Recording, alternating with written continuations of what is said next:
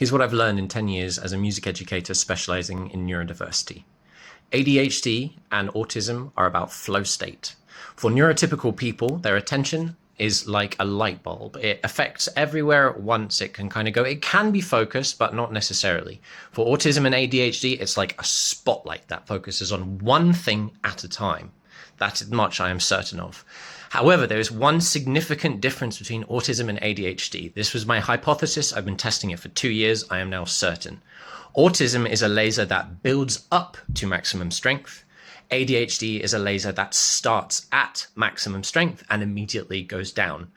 Autistic and ADHD people like being at full laser strength in flow, to the point where it, not just like, but it actually hurts to be pulled out of it. I've had this repeated a dozen times where young people and not young people both refer to having the sensation of having their focus pulled as pain, even when it's just holding your hand still. Oh, it hurts. No, I have to move it, because ADHD is in flow when it's going to something new. Autism is in flow when it's staying on something for a long time, which is why we work together often in music, because the autistic person can think of the end result and find value in a changing process, say writing a new melody or trying out a new section. And the ADHD person can be perfect, can just go from this to that, this to that, this to that. I had exactly the experience with one of my colleagues earlier the week. We were writing a piece of music and he was pushing ahead all the time and I was pulling him back all the time. And we wrote some of the most beautiful music I've ever heard. So it's amazing when you understand the strengths of autism and ADHD and you can harness them.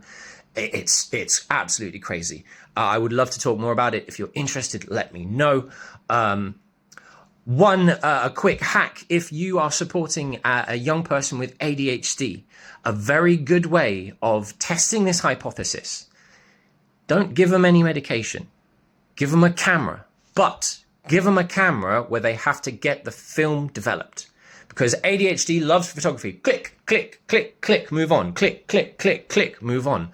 But the delayed satisfaction of the film development is something they will have to perceive the value in the process. And if you got an ADHD young person, give them an old school camera.